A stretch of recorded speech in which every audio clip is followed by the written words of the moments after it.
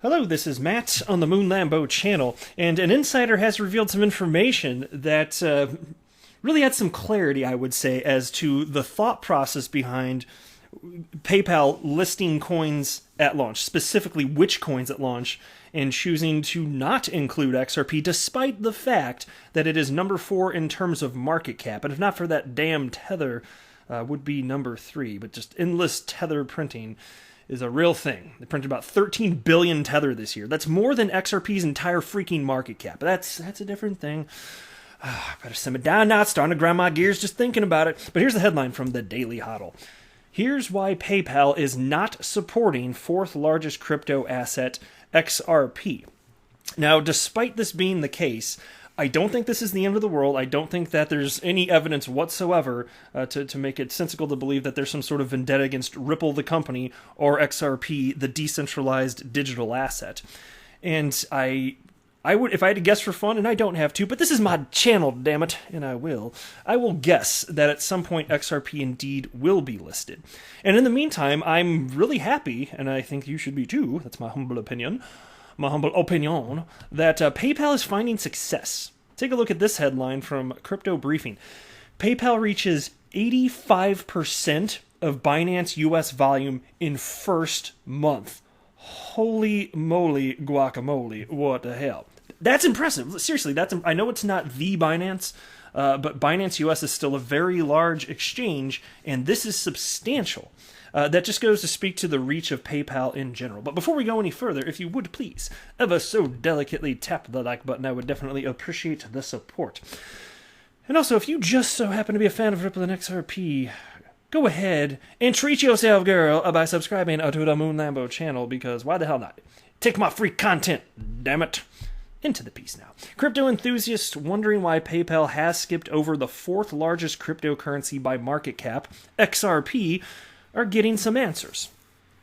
PayPal has partnered with the crypto exchange and stablecoin issuer Paxos Trust Company to allow its millions of users in the United States to buy, sell, and store Bitcoin, Ethereum, Bitcoin Cash, and Litecoin Cash. Not Litecoin Cash, Litecoin.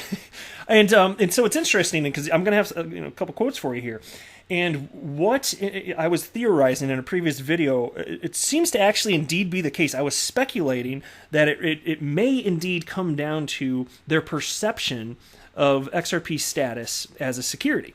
So check this out. In a new interview on the Unchained podcast, Paxos CEO and co-founder Charles Cascorilla says the two companies are, in part, looking to the Securities and Exchange Commission, or SEC for short, to determine which assets to support. And here's a quote. That's what PayPal was looking for, and that's what we had. We actually have authority to be able to custody and trade additional tokens. We have Pax Gold, which is one of our tokens. We have Pax Dollars. So there are other products that we have that weren't included in the crypto broker's launch. But in terms of pure cryptocurrencies, those are the 4 that we have that we're listing on our exchange and really providing custody for. And this makes me think back to, there's more, but I want to pause here. It makes me think back to the dilemma that we saw in late 2017. Why isn't XRP getting listed? And there were certain members of the community that were getting a bit flustered, thinking that there was some sort of vendetta that Coinbase had against Ripple and XRP. And so, and that's fine. Maybe I'm sure there are people listening that hold that view or used to hold that view, and that's fine. Like, I'm all about diversity of thought. I happen to have a different opinion, but that's okay. We can still be friends. I'm not convinced of that because I don't see evidence. I just saw evidence of a business model that was overly cautious. Crypto, just consider Coinbase. It wasn't just XRP. Fine, I understand XRP's market cap even back then, and its position, in terms of market cap, considering other coins. And I never thought for a moment it was just about XRP. And if you want proof, nothing else was freaking listed. When I started buying cryptocurrencies in November 2017, there were only a few coins listed on Coinbase. So what was it? It was Ethereum, Litecoin, and Bitcoin. And that was actually it. Towards the end of December, Bitcoin Cash was launched, and that was it through the end of the year. I can't remember how long it took for them to list additional coins, but the rest of them, it was probably a bad business idea, and a bunch of business went elsewhere. But that's what they wanted to do, and out of, I would say, an abundance of caution mixed with a poor business model, those are the decisions they came to. But I think it's just poor decisions and overly cautious thinking that led to that. Not so much some sort of evidence against Ripple and or XRP. There's never any evidence of that. And so if you believe that, that's fine. Then that's where we can just disagree respectfully, and that's fine from my end anyway. I don't believe that because there's no data presented that would make me think that's likely the case, or for me to even speculate that there's the case. I didn't even see sufficient hearsay, right? But the quote here continues. We're going to expand those as our customers need more products, but ultimately we want to be customer driven. There's a lot of questions as you start to get outside of those four or maybe a handful of others about whether they're securities or not. And I think that's always something that maybe creates a little bit of hesitation. For instance, Bitcoin, Bitcoin Cash as a result, Litecoin, which are very similar, and Ethereum have essentially been grandfathered in by the SEC, Bitcoin explicitly, and Ethereum explicitly. And once you start getting away from these top four, there are always a little bit of questions around them, not just for us, but for the industry in general. So that's something we need to be sensitive about. And so consider this. PayPal, hell, Coinbase too, because it's the same dilemma that we were talking about with Coinbase a few years back. But they have the same information in terms of regulatory clarity that everybody else on the planet has. We all have access to the same information, yet there are a number of other United States-based cryptocurrency exchanges that say, no, there is sufficient clarity for us to list XRP for sale. Let's name a few. Bittrex, Bitstamp, Uphold, Binance US. How about that? So they disagree. They disagree that there's any sort of reason for concern there. Or even if they think there's a sliver of it, they think the odds of it actually being the case that XRP is a security, it's just so nonsensically slim that it would be ridiculous to not list XRP as a cryptocurrency for trade on their particular platforms. Now, if PayPal feels differently, I don't think that's something specifically against XRP, because it's not like it was the top 10 or the top 50 coins minus XRP. No, it's just 4 coins. And the rationale for it here, it's kind of in line with what I think was coming from Coinbase years ago, which is there seems to be some reasonable amount of clarity, and beyond that, we're just going to behave as the way we're behaving out of an abundance of caution.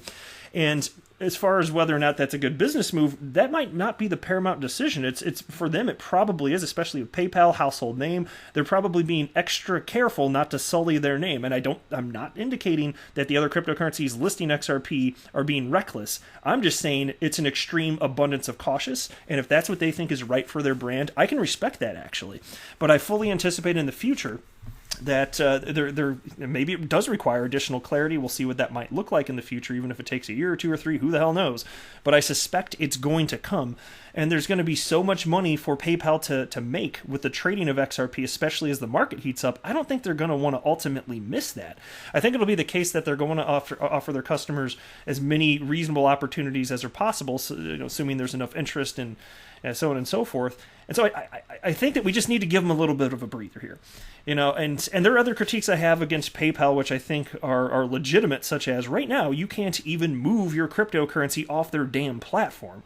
How about that? Now, I have a bigger problem with that, frankly.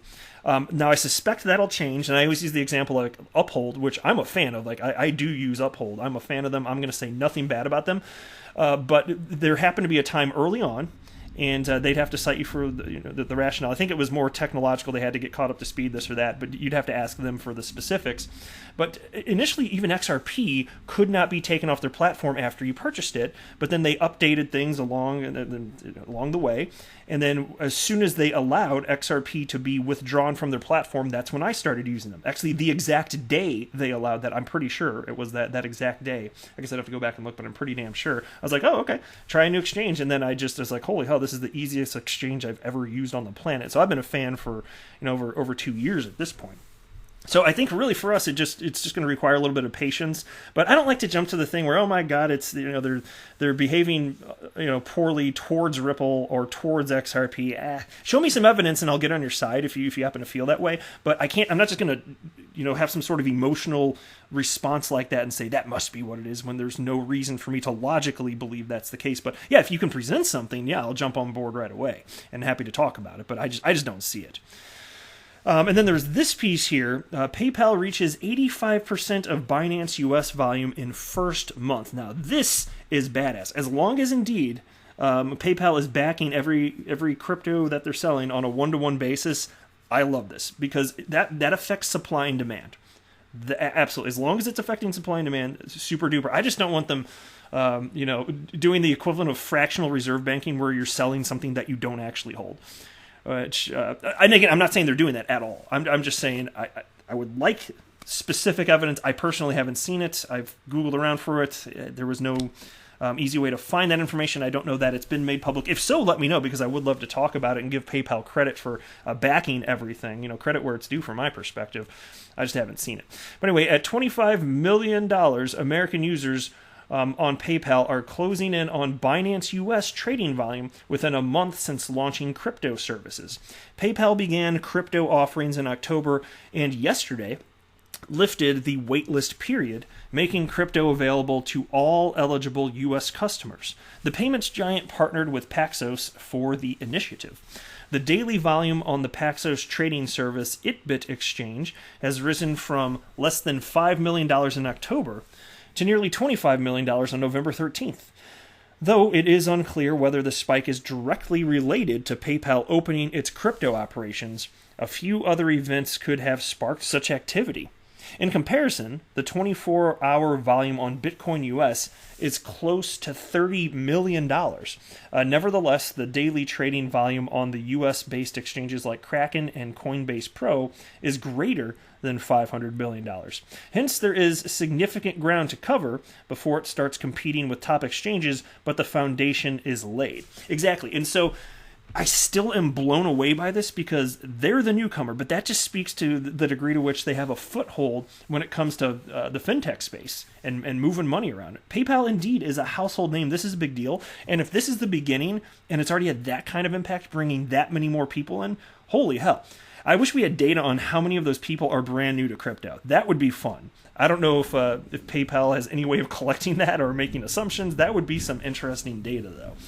And nonetheless, I still believe whatever the number is, there's got to be a pretty good chunk of those that are now freshly exposed to this and learning. And that's going to be good for the entire space, including, for us here in the XRP community, getting exposure to XRP. And I think some people will do research and find out, holy hell, there's actual utility to XRP. And I think that fundamentally matters. So to me, this is all likely to be a very big net positive, as long as ultimately PayPal comes around, lists XRP, and hey, I think it's worth giving them some time and not giving them a bunch of grief over it in the short term. And then as long as they also ultimately allow users to withdraw cryptocurrency and put it in their own cold storage. And so there we go. That's in all likelihood, it seems pretty crystal clear. I know it's not a literal certainty, but damn. In all likelihood, that is the reason they're concerned about other cryptocurrencies being securities, not just XRP. And out of an abundance of caution, it appears to me that they're just sitting on the sideline for now. But that's it for this video. I am not a financial advisor. Do not buy or sell anything because of anything that I say or write. That would be a very, very, very bad idea. Until next time, to the moon, Lambo!